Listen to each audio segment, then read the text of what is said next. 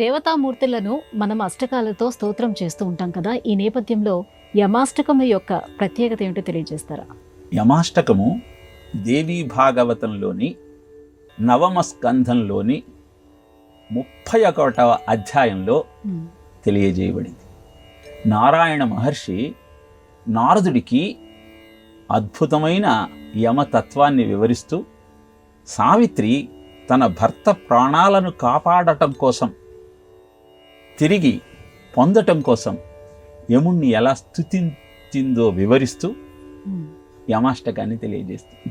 తపసా ధర్మమాసాద్య పుష్కరే భాస్కర పురా ధర్మం సూర్యసుతం ప్రాప ధర్మరాజం నమామ్యహం అన్న శ్లోకంతో యమాష్టకం ప్రారంభమవుతుంది. అంటే ధర్ముడు బ్రహ్మదేవుడి మానసపుత్రుడు.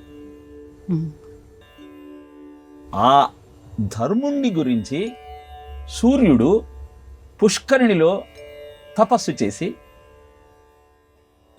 యమధర్మరాజుని పుత్రుడిగా పొందాడు అని జ్ఞాపకం చేస్తూ, అలాంటి యమధర్మరాజుకు నమస్కారము అని ఈ శ్లోకం యొక్క అర్థం. దీన్ని ఒక్కసారి సూక్ష్మంగా మనం పరిశీలిస్తే, సూర్యుడు కాలానికి ప్రతీక.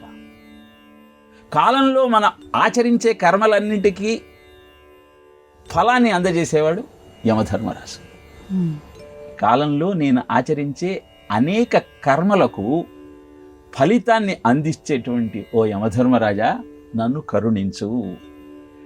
ఏ పాపకర్మ చేయటం వల్ల నాకు ఈరోజు ఇలాంటి అవస్థ ఏర్పడిందో, సత్యవంతుడు మరణిస్తాడు కదా, దాని నుంచి నన్ను బయటపడేయి అని సమతా సర్వభూతేషు యస్య సర్వస్య సాక్షిణః, అందరినీ సమదృష్టితో చూస్తూ అందరి కర్మలకు ఫలితాన్ని అందజేసే ఓ యమధర్మరాజా, నీకు నమస్కరిస్తున్నాను, నన్ను కాపాడవయ్యా.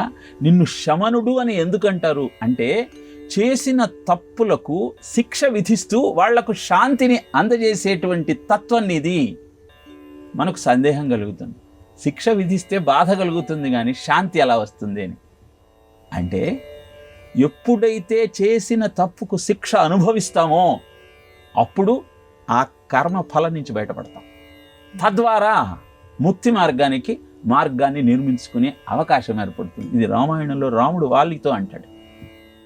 కనుక ఇలా తప్పులకు శిక్షను విధించి అద్భుతమైనటువంటి ఆనందానికి మార్గాన్ని నిర్మించేవాడు కనుక ఆయనను శమనుడు అని అంటారు అని ఈ అష్టకంలో సావిత్రి యమధర్మరాజుని కీర్తిస్తుంది. ఎవరైతే ప్రాతకాలంలో లేచి ఈ స్తోత్రాన్ని పారాయణ చేస్తారో వారికి మృత్యు భయం ఉండదు, పాపాల నుంచి విముక్తి లభిస్తుంది, మనస్సు ప్రశాంతంగా మారుతుంది. కారణం, శమనుడైన యమధర్మరాజు నీ జీవితాన్ని సంస్కరించటం కోసం నీకు కర్మ ఫల ప్రదాతగా మార్గదర్శకం చేస్తూ ధర్మ మార్గంలో నిన్ను నడిపిస్తుంటాడు కనుక.